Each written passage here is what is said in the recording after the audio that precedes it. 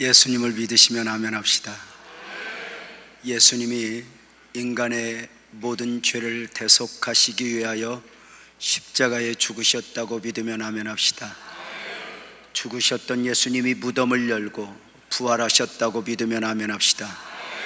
부활 승천하신 주님이 다시 재림하실 것이라고 믿으시면 아멘 합시다. 로마 가톨릭 교황께서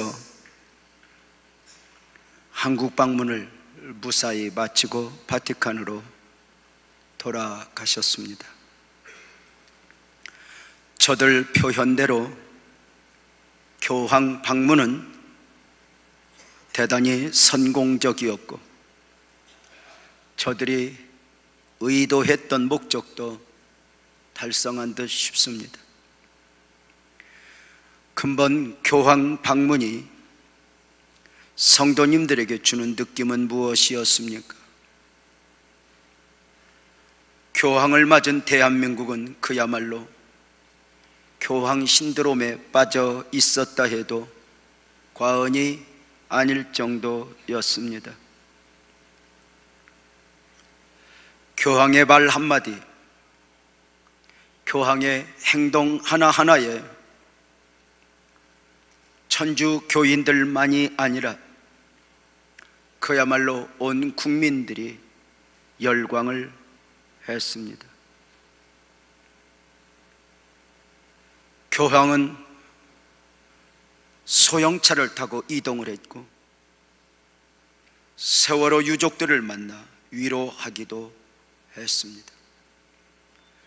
남북이 하나 되기 위하여 북한을 용서로 품을 것을 바랬고 일본과의 문제에 대해서도 용서를 해야 한다고 하는 원론적 이야기도 했습니다. 많은 것에 그러하지만 근본 교황의 방문에 대해서도 여러 시각이 있으니 긍정적인 시각도 부정적인 시각도 정치적인 시각도 종교적 시각에서의 평가도 있었을 것입니다. 저는 안산 빛나교회 목사로서 우리 빛나교회 성도님들이 근본 교황의 방문에 대해 성경적으로 좀 더 분명한 시각을 가져야 한다고 느꼈습니다.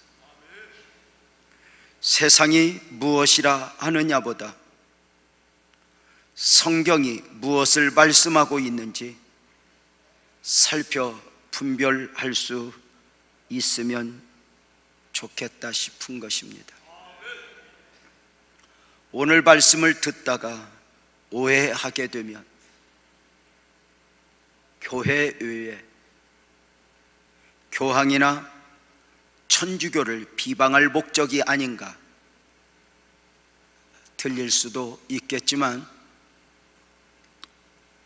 오늘 말씀은 여러 가지의 예를 들어 기독교 복음이 왜 복음으로 지켜져야 하는가를 말씀을 드리려고 합니다.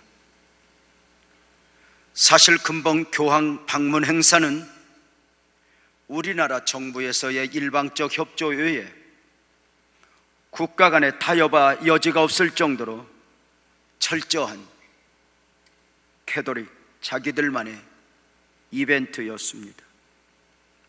의전이나 일정에 대해서도 대한민국 정부가 준비한 것은 철저하게 무시되었고 저들의 목적 안에서 계획된 대로 하나하나 이벤트 형식의 방문을 마치고 돌아간 것입니다. 교황은 단순한 종교인이 아닌 거대한 권력이라는 사실을 아십니까? 교황의 겸손은 성경적 겸손이 아니었고 교황의 거룩은 성경적 거룩이 아니었다는 사실을 아십니까? 로마 가톨릭은 단순한 종교단체가 아닙니다. 어느 날부터인가 거대한 종교의 옷을 입은 또 하나의 국가 권력이 되어 있는 것입니다. 어느 정치가의 평론은 지금 세계 정세에 있어 미국의 오바마 대통령 다음으로 정치적 영향력, 힘을 가진 집단이 바티칸의 교황 권력이라 했습니다. 천주교는 더 이상 기독교가 아닌 것입니다. 기독교의 옷을 입고 거대한 목적을 향하여 달려가는 종교 권력입니다. 전 세계가 그러하지만 우리나라에 있는 모든 천주교의 재산은 건물 하나에 이르기까지 바티칸의 재산에 등록되어 있습니다.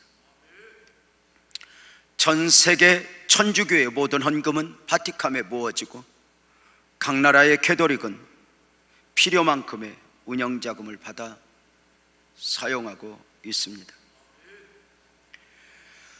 그래 바티칸에 소속된 천주교 건물은 교회와 달리 한 나라의 대사관의 느낌을 갖게 됩니다. 천주교 성당에 문제가 있다 해도 경찰이나 국가 권력이 함부로 들어갈 수 없는 것은 단순한 종교에 대한 예의 차원이 아니라 바티칸에 대한 공격으로 보여지기 때문입니다. 그렇다면 교황을 상징으로 하여 거대한 종교 권력으로 무장되어 가고 있는 가톨릭의 가장 큰 목적 내지는 방향이 무엇입니까? 전 세계의 종교 통합입니다.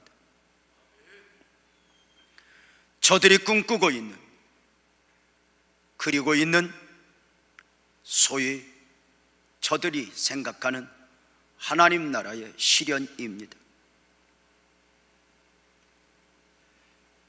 교황에게 있어 가장 큰 사역은 세계 모든 종교를 통합하여 하나의 종교 국가를 이루는 것입니다.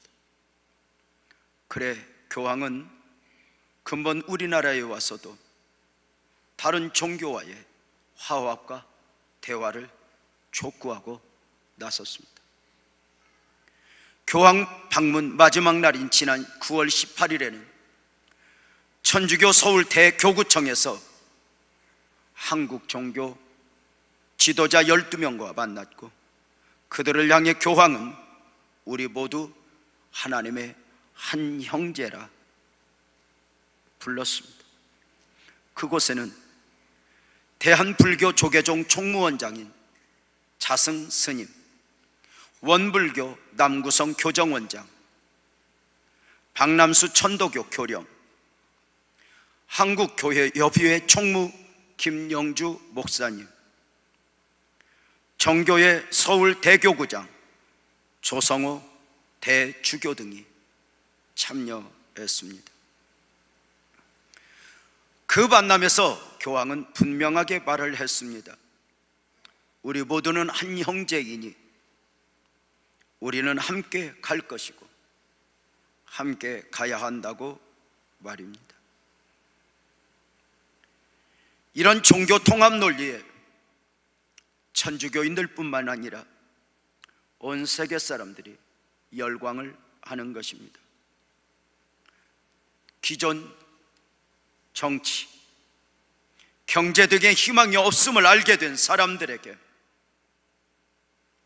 참으로 매력적 논리가 되는 것입니다. 세계 평화를 위해 종교가 하나 되겠다는 것이 무엇이 문제이냐 싶지만 그 안에는 하나님이 아니어도 되는 나라, 바로 그 나라이기 때문입니다. 이렇게 캐톨릭이 세계적 종교 통합을 추진하는 가운데 가장 걸림돌이 되는 두 가지가 있습니다. 하나는 저들도 우리도 경전으로 사용하고 있는 성경입니다.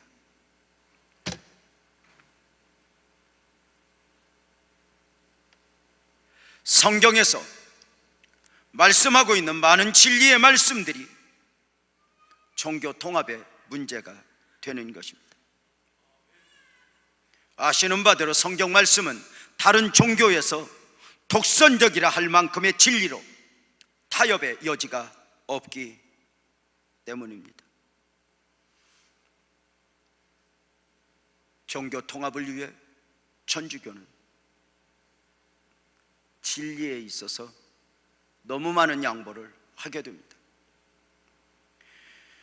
대표적인 경우 하나를 말씀을 드리면 2014년 3월 11일에 있었던 AP통신과 교황과의 대담에서 성경이 말하고 있는 구원에 대해서 교황이 무엇이라 말씀을 하셨는가 주목할 필요가 있습니다.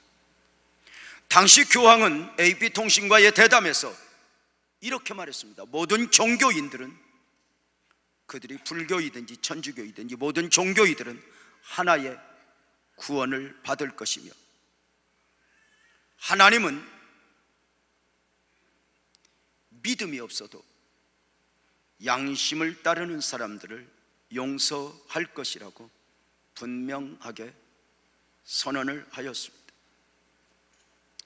오직 믿음이어야 하는 성경 말씀을 믿음이 아니어도, 믿음이 아니면 수용할 수 없는 말씀의 진리들을 믿음이 아니라 상식으로도 품을 수 있는 말씀으로 성경 위에 또 하나의 권위를 부여야 하기 시작했다는 것입니다.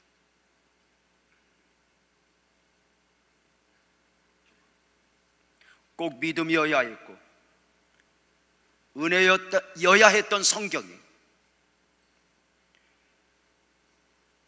캐톨릭에서는 믿음이지만 은혜여야 하지만 반드시 믿음이어야 할 필요는 반드시 은혜여야 할 필요가 없어진 것입니다. 로마 가톨릭 종교 통합을 목적으로 달려가는 데 있어서 장애가 되는 또 하나는 성경 외에 바로 개신교라고 하는 교회의 복음주의적 신앙인들입니다. 성경 말씀을 문자적으로 믿고 예수 그리스도만이 유일한 구세주로 믿고 하나님 나라의 완성을 위한 주님의 재림을 믿는 복음적 신앙이 저들에게 장애가 되는 것입니다. 왜냐하면 복음적 신앙이 종교 통합에 동조할 수 없다는 것을 저들이 더 잘 알기 때문입니다.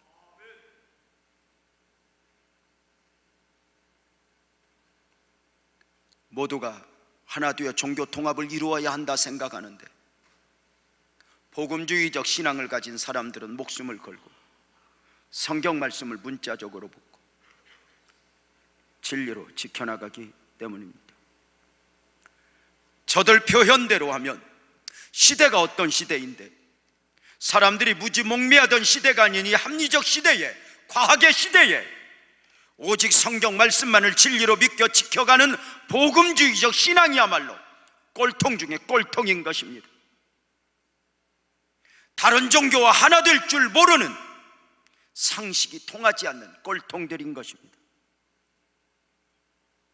이렇게 종교 통합을 원하는 자들은 그 꼴통들의 신앙에 대해 이렇게 표현합니다. 기독교 근본주의자들이라 말입니다. 근본주의라는 말을 아십니까? 사전적 의미에서 근본주의는 교리나 이념의 근본으로 돌아가 그것을 실천하려는 보수적 사상이라 말을 합니다. 여기에 기독교 근본주의라는 말이 있습니다.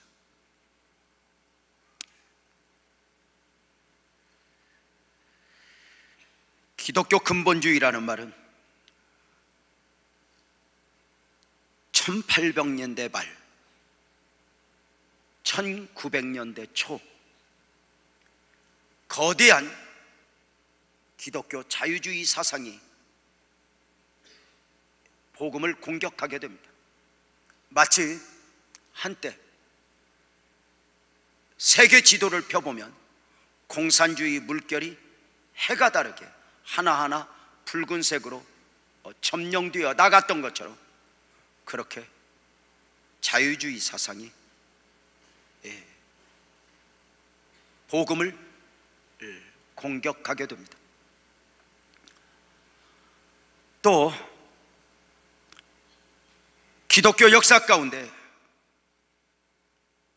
종교 다원주의와 함께 과학이라는 이름으로 다윈의 진화론이 학교를 점령하면서 정통 기독교는 그야말로 설 자리를 잃게 됩니다. 이렇게 모두가 흘러가는 물결 속에서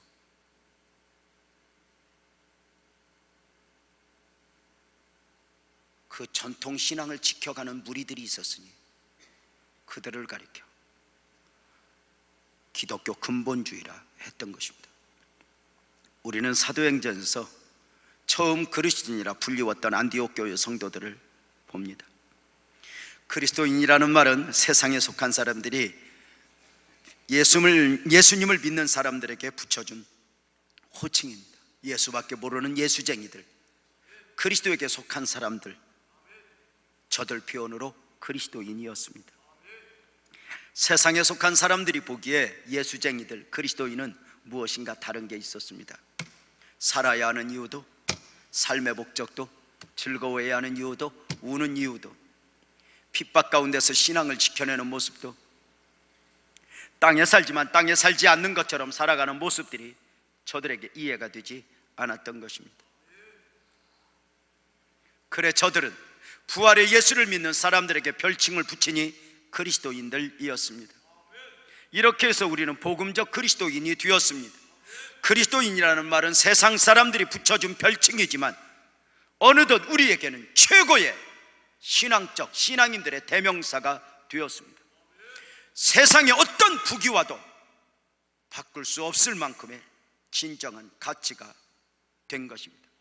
이 복음적 그리스도인들을 향하여 근대에 와서 세상이 붙여준 또 하나의 별칭이 바로 기독교 근본주의자들입니다.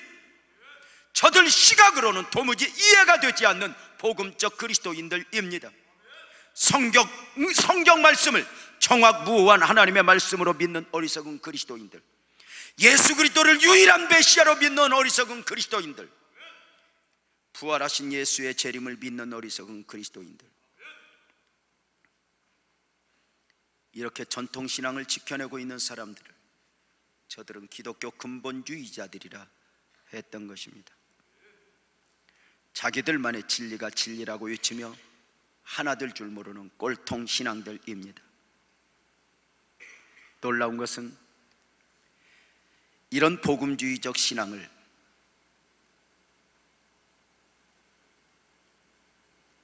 꺼려하고 무척 싫어하는 사람들이 있으니 바로 같은 성경 안에서 신앙생활하고 있는 로마 가톨릭입니다. 세계적 종교 통합을 이루는 데 있어 이 복음주의적 사람들이 걸림돌이 되는 것입니다. 놀랍게도 로마 가톨릭은 성경을 정확무오한 하나님의 말씀으로 믿는다 하면서 사실은 믿지 않습니다. 교황이 그 말씀까지라도 바꿀 수 있는 권위를 가지고 있다고 주장하기 때문입니다. 그것은 제가 조금 이따 말씀을 드리도록 하겠습니다. 무엇보다도 저들은 예수 그리스도가 유일한 메시아라고 믿지 않습니다. 저들은 얼마든지 다른 길이 있고 다른 진리가 있고 다른 생명도 있을 수 있다고 말하고 있습니다. 성모 마리아를 향해 기도하고 그 성모 마리아를 또 하나의 중보자로 알고 있기도 합니다. 더 놀라운 사실은 저들은 주님의 재림의 교리에 대해서도 흐려지기 시작했습니다. 성경에서 말하고 있는 하나님의 나라가 아닌 땅에서 이루어지는 하나님의 나라를 목표로 삼고 있으니 천주교가 기독교의 옷을 입고 있지만 기독교가 아니라고 말하는 이유입니다. 물론 천주교 안에서 생각하는 부분은 또 따로 있을 것입니다. 또 일반적 시각으로 바라보는 또 시각도 따로 있을 것입니다.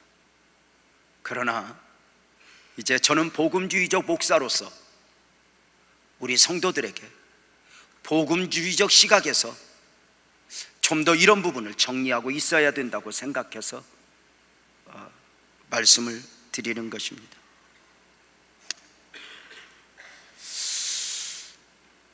모르는 사람들은 왜 기독교가 다른 종교보다 가톨릭을 더 반대하느냐 합니다. 왜 교황의 방문을 환영하지 않는가입니다. 그러나 그것은 천주교가 기독교를 더 꺼려하고 있다는 사실을 모르는 사람들의 주장입니다.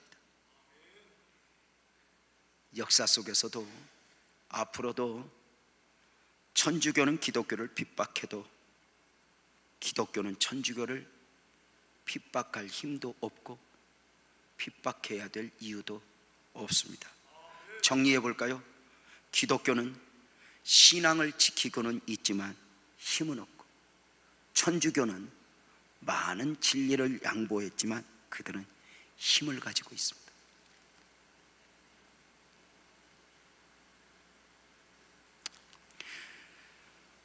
기독교와 천주교가 많은 부분에서 달라진 가운데 세속에 속한 사람들이 기독교 근본주의자라 표현했던 복음주의적 신앙은 무엇인가? 그렇다면 우리가 그리스도인인 것처럼 기독교 근본주의자들이 되었다는 것인데, 그렇다면 우리는 무엇을 지켜내야 하는가? 성경은 정확무오한 하나님의 말씀입니다. 디모데후서 3장 16절은 모든 성경은 하나님의 감동으로 된 것이라 말씀하고 있습니다. 사람으로 말미암은 사람이 원하는 사람의 책이 아니라는 것입니다. 성경은 헬라어로 캐논인데 이 단어의 뜻은 기준입니다. 진리의 기준이고 구원의 기준이고 용서의 기준이고 진리적 삶의 기준입니다. 따라서 공의가 실행되고 온 땅에 진정한 평화가 통합이 이루어지기 위해서는 그 기준이 분명해야 합니다. 우리 복음적 그리스도인들은 성경에서 말씀하고 있는 진리를 믿습니다. 그러나 성경을 들고 있지는, 공부는 하지만, 묵상하기는 하지만 어느 날부터인가 성경의 진리에서 떠난 자유주의 신학의 이론들이 신학교를 점령했고, 그리고 교회들을 점령해 나갑니다. 믿음이 아니면 안 되는 말씀을, 은혜여야 하는 말씀을, 은혜가 아니어도 믿음이 아니어도 수용할 수 있는 말씀만 받아들이니 어느 날부터인가 동정녀 탄생도, 노아 홍수도, 선악과 이야기도, 설화 정도, 하나의 옛날 이야기 정도로 여기게 되었습니다.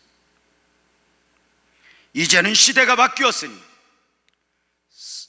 성경의 가르침대로가 아니라 필요한 말만 가져다 쓰면 된다 하며 인간이 그 성경을 넣었다 뺐다 하기 시작한 것입니다.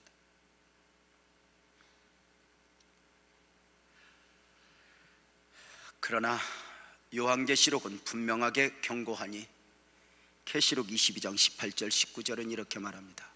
내가 이 두루마리의 예언의 말씀을 듣는 모든 사람에게 증언하노니 만일 누구든지 이것들 위에 더하면 하나님이 이 두루마리에 기록된 재앙들을 그에게 더하실 것이요, 만일 누구든지 이 두루마리의 예언의 말씀에서 제하여 버리면 하나님이 이 두루마리에 기록된 생명나무와 이 거룩한 성의 참여함을 제하여 버릴 것이라 말씀. 로마 가톨릭은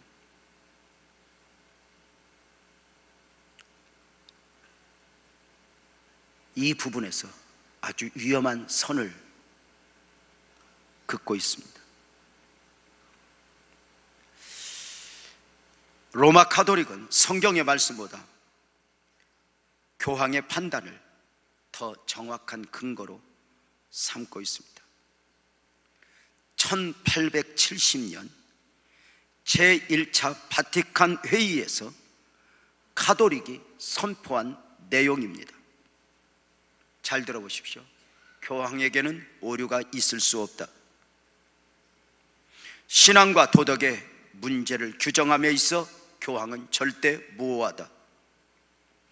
교황의 절대 무오성에 대한 교리는 바티칸 공회에 의해서 거룩한 교회에 의해 정의되었으므로 감히 교황의 절대 무오성을 부인하는 자가 있다면 그가 바로 이단이다.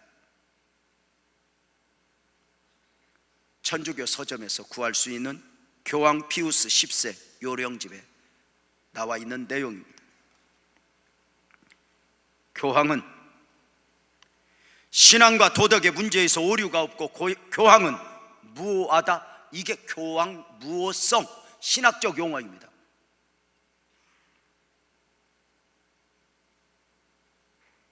교황이, 그 교황의 권위가 성경을 주신 하나님의 말씀과 하나님과 권위가 같아져 버렸습니다. 자, 보십시오. 이것이 기록된 하나님의 말씀인데 이 말씀은 그때 당시 역사적 시간적 배경으로 주어진 말씀이기에 지금은 고칠 수 있다 하고, 기록된 말씀 외에 교황의 말씀은 기록되지 않은 말씀인데 그 교황의 말씀은 지금 우리에게 주어진 말씀이니 기록된 성경보다 지금의 교황의 권위적 말씀을 우선한다.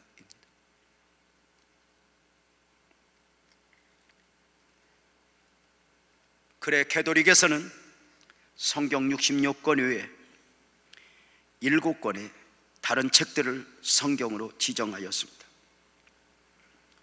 66권만 가지고는 자신들이 주장하는 바 문제가 많이 있으니 소위 우리가 표현하는 외경, 그 외경 7권을 정경으로 받아 자신들의 교리를 뒷받침하고 있습니다. 이 물결이 얼마나 대단했는지 모릅니다. 그 물결 앞에서 깨어있는 기독교인들, 특별히 장로교 목사들과 신학자들이 나이아가라 폭포에 모이게 되었습니다. 이 자유주의 신앙의 도전 앞에 분명한 선언을 하고자, 정통 기독교 신앙을 지키고자 말틴 루터와 칼빈의 심정을 가지고 모였던 것입니다. 그들의 선언 5가지가 있습니다. 첫째, 성경은 하나님의 말씀으로 정확무오한 것이다. 둘째, 예수님의 동정녀 탄생은 역사적 사실이다. 셋째, 예수님의 십자가의 죽음이 대속의 죽음이다. 넷째, 예수님의 육체적 부활을 사실로 믿는다. 다섯째, 예수님의 재림을 믿는다. 지금은 너무나도 당연한 믿음인 이 믿음의 근거들이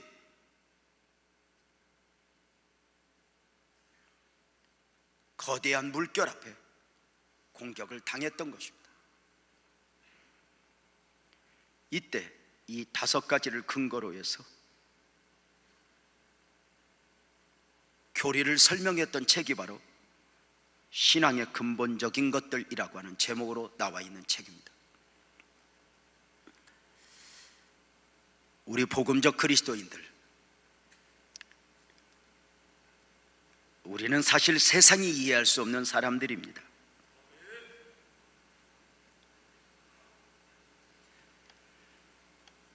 성경을 믿고 예수 그리스도를 믿고 재림을 믿는 사람들 말입니다.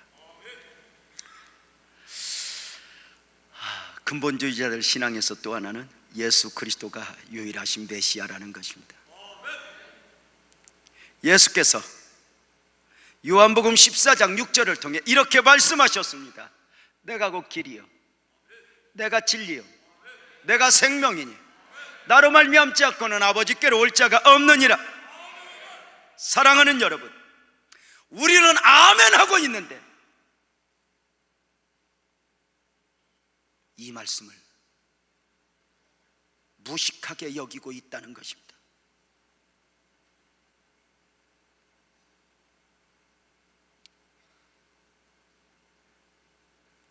이러한 말씀들을 오히려 믿는 것 같으면서도 부정하는 데 앞장서는 분들이 바로 가톨릭입니다. 왜냐하면 가톨릭은 예수 그리스도를 믿음으로 구원을 얻을 수 있다고 말은 하지만 덧붙입니다. 이번에 방문한 교황 프란치스코는 예수님이 모든 사람을 위해 죽으셨으니 이제는 교회 안 다녀도 예수님을 안 믿어도 평화를 위해 선행을 하면 구원이 있다고 이야기를 했습니다.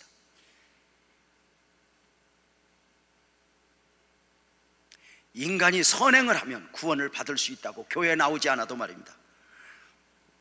오늘 예배 드리러 오셨는지 모르겠습니다. 우리 교구 담당 목사님이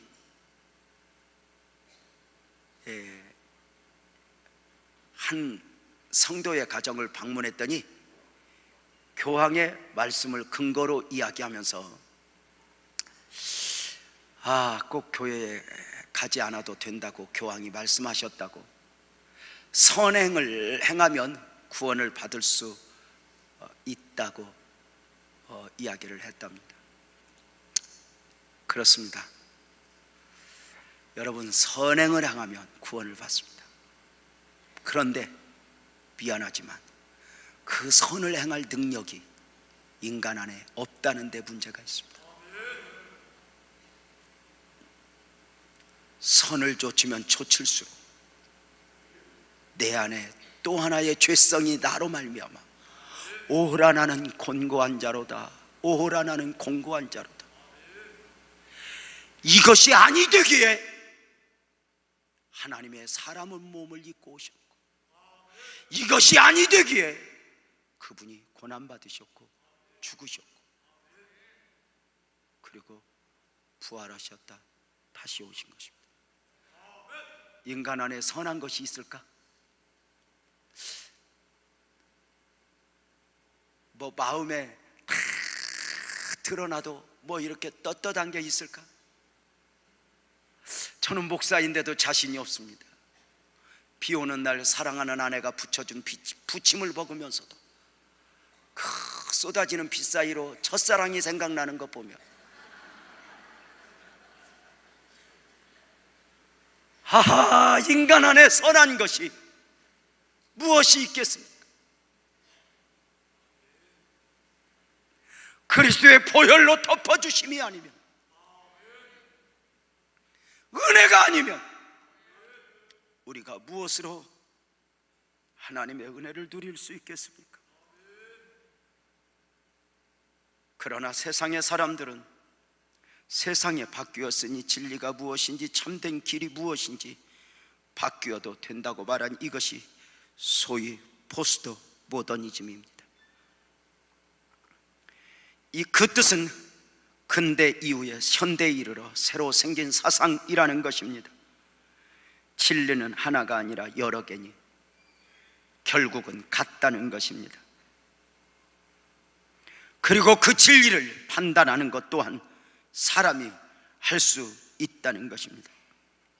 사람에 의해서, 상황에 의해서, 시대에 따라서 진리가 변할 수 있다고 말합니다. 그러나 진리는 변할 수 없습니다. 변해도 되는 진리는 진리가 아닙니다. 예수님이 진리입니다. 그래서 세상의 옷을 입은 마귀는 예수를 미워하고 복음을 미워하며 교회를 멸하려 합니다. 예수만 진리인가? 부처님도 진리이고 힌두교도 진리이다, 이렇게 말하는 것입니다. 여기에 반대하는 기독교 근본주의자들을 향하여 시대에 뒤떨어진 종교로 공격하는 것입니다. 교황 주도하에 사람들이 모입니다. 교황께서 무엇을 말씀하시던가요? 함께 모여서 예수만 말하면 분쟁이 나고 예수만이 구원이라고 말하면 싸움이 나니 예수 이야기는 하지 말고 평화만 이야기하자는 것입니다. 자, 다 종교들이 모여서 종교의 차이를 이야기하면 싸움이 나니 종교의 차이 이야기하지 말고 이 종교가 무엇을 해줄 것인가, 무엇을 추구할 것인가만 말하자고 이야기를 합니다.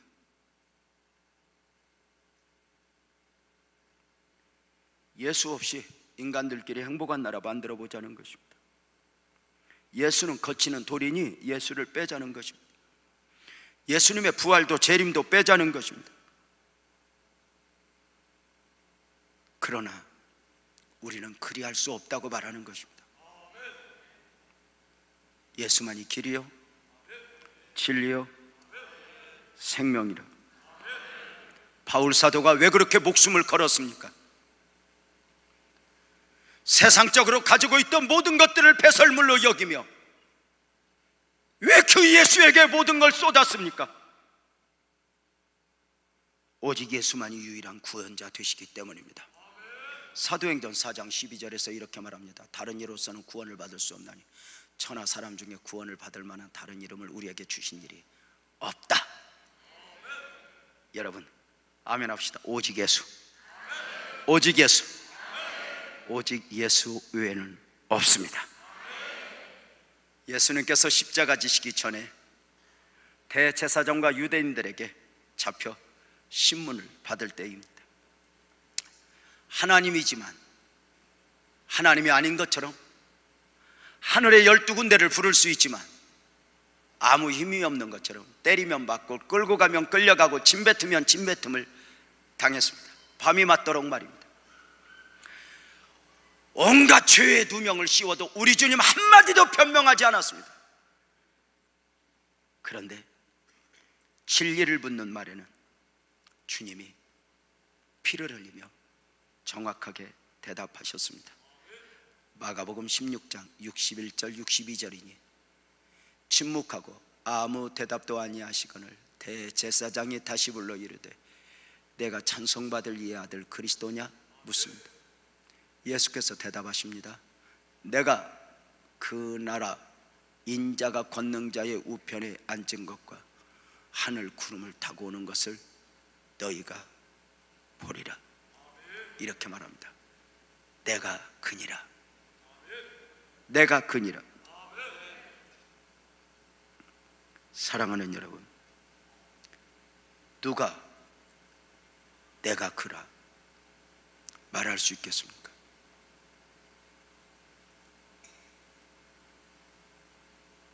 부처님이, 공자님이 이렇게 살아라 저렇게 살아나는 했지만 저렇게 사는 것이 잘 사는 것이다 말씀은 하셨을지 모르지만 내가 그다. 수고하고 무거운 짐진 자들아 다 내게로 오라. 누가 이렇게 말할 수 있었겠습니까? 예수님은 구원자입니다. 타협할 수 있는 불변의 진리입니다. 절대로 변하지 않을 것입니다. 세상이 다 외면해도 인간의 편리주의 앞에 주님이 불편하다고 다 떠난다 해도 예수님은 여전히 길이요 진리요 생명일 것입니다. 기독교 근본주의자들의 신앙에서 또 하나는 마라나타, 주 예수여 오시옵소서입니다.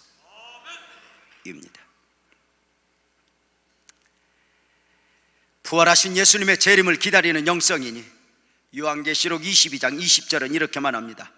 이것들을 증언하시니까 이르시되 내가 진실로 속히 오리라 하거늘. 아멘 합시다. 아멘. 주 예수여 오시옵소서. 다시 한번 아멘. 주 예수여 오시옵소서. 계시록이 기록될 당시 많은 환난과 어려움 속에 있던 초대교회 성도들에게 결국 그리스도인들이 승리할 것이며 주님 다시 오시는 날 성도들의 눈물을 닦아 주실 것이라는 말씀입니다. 그래, 초대교회 모든 성도들에게 매일의 삶 속에서 최고의 소망은 아멘 주 예수여 오시옵소서입니다. 성경이 말하고 있는 하나님의 나라는 이 땅의 유토피아가 아닙니다. 주님 재림, 그 재림을 통해 이루어지는 영원한 하나님의 나라입니다.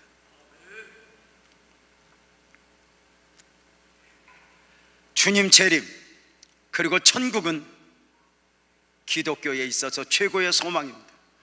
우리가 예수를 잘 믿어야 되는 이유는 이 땅에서 더 잘 살고자 함이 아닙니다. 주님 앞에 서야 되기 때문입니다.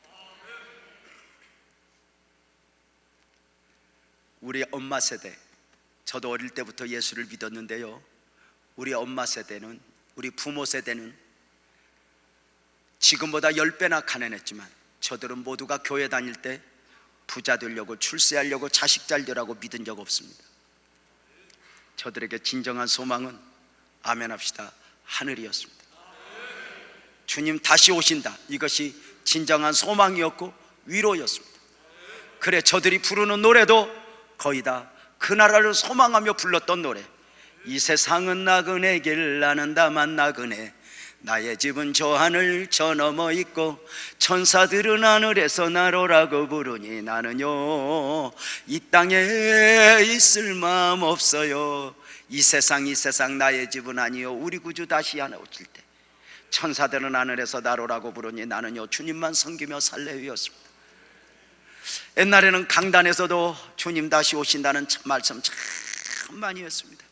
그래, 예수를 좀 대강 믿고 예배당 자꾸 빠지는 사람들에게 목사님들이 이렇게 협박했습니다. 예수님은 비 오는 날 수요일 날 오실 거라고. 그저 주님 다시 오심을 가지고 협박한 것입니다. 그렇게 믿어서 복 받겠어, 이게 아니라, 그렇게 믿어서 축복 있겠어서가 아니라 주님 만날 수 있겠어, 이거였습니다. 사랑하는 여러분, 주님 다시 오실 것입니다. 주님 다시 오심으로 세워지는 나라, 그게 바로 성경이 말하고 있는 진정한 하나님의 나라입니다. 천주교는 죄송하지만 이 못난이 목사가 보기에는 어느 날부터인가 믿음이 아니어도 되는 기독교가 되어가고 있습니다. 교황이 와서 작은 차를 타고 어려운 사람을 만나고 갔다 해서 교황이 겸손한 것이라고 생각해서는 안 됩니다. 성경적 겸손은 그냥 낮아지는 것이 아니라 예수님을 나타내는 것입니다. 목적을 가지고 겸손한 것은 겸손한 것이 아닙니다. 천주교의 화려함이나 신혼집은 거룩에 속아서는 안 됩니다. 사랑하는 여러분, 아멘 합시다. 오직 믿음이어야 합니다. 믿음 없이는 구원이 없습니다. 오직 믿음으로 용서받고 믿음으로 구원을 받는 것입니다. 오직 믿음으로 받는 구원을 성경이 말했고 믿음의 조상들이 지켜냈으며 종교개혁자들이 그것을 위해 순교했습니다. 예나 오늘이나 세상은 우리에게 새로운 도덕을 말하고 새로운 구원을 말합니다. 옛날 것은 낡은 것이니 버리라고, 새로운 것을 알아야 된다고 말을 합니다. 그러나 우리는 성경을 하나님의 말씀으로 믿는 근본주의자들입니다. 우리는 오직 믿음으로 구원을 받으며 죄 문제를 해결받을 수 있음에 진리를 지켜내야 합니다. 믿음을 말하지만 믿음이 아니어도 되는 나라, 진리를 말하지만 진리 위에 세워지는 나라가 아닌 나라, 성령이 아니어도 되는 나라를 원하고 있는 사람들에게는 성경이 불편하고 복음적 신앙이 불편할 것입니다. 상대적으로 그 믿음을 지키는 분들은 외로울 것입니다. 바울이 외로웠고, 구약의 거짓 선지자들 앞에서 참 선지자들이 외로웠고, 주님도 외로운 그 길을 가셨고, 세상의 그 화려함 앞에서 복음적 신앙을 지켜간다는 그 신앙이, 주님을 따르는 그 길이 외롭지 않겠습니까? 다른 모든 것 앞에서가 아니라 제 스스로 앞에서도 세상이 얼마나 좋은가 아는데, 세상이 얼마나 재밌는가 아는데 그 안에서 신앙을 지켜간다는 것이 쉬운가? 여러분, 그 외로운 길, 그 길을 따라가지 않겠습니까? 이 시간에 우리 주님이 홀로 가신 그 길 찬송 한번 하고 말씀 마무리 좀 더 하려고 합니다. 찬송합시다. 주님이 홀로 가신 그 길, 이 찬송 가운데 여러분의 신앙 고백이 담겨졌으면 좋겠습니다. 주님이 홀로 가신 그 길 나도 따라가오. 모든 물과 피를 흘리신 그 길을 나도 가오. 험한 산도 나는 괜찮소.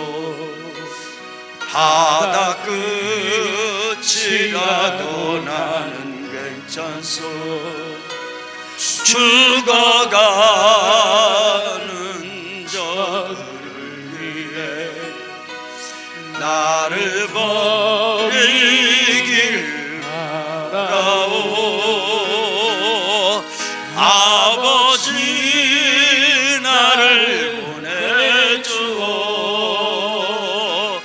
나는 달려가겠소.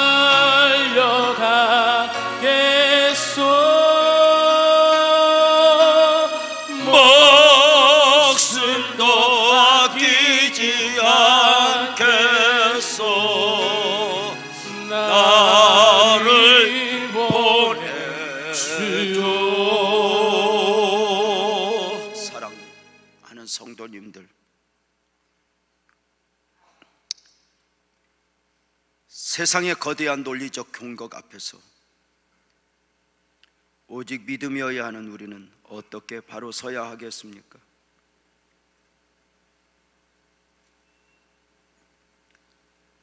세상의 화려함은 교회에서 젊은이들을 빼앗아가고 있습니다.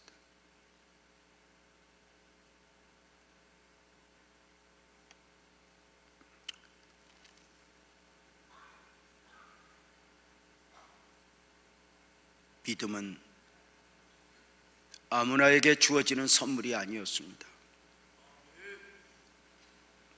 교회 문이 열려 있어 아무나 와도 줬소 노래하니 언제든지 누구든지 믿을 수 있는 것 같지만 믿음이야말로 주님의 선물입니다.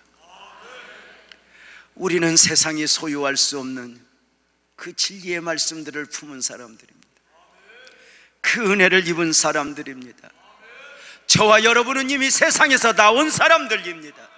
살아야 하는 이유도 목적도 울어야 하는 이유도 달라야 합니다. 세상은 우리와 똑같다고 우리를 끌고 가려고 할 것입니다. 그러나 우리는 여전히 저들과 다르다입니다.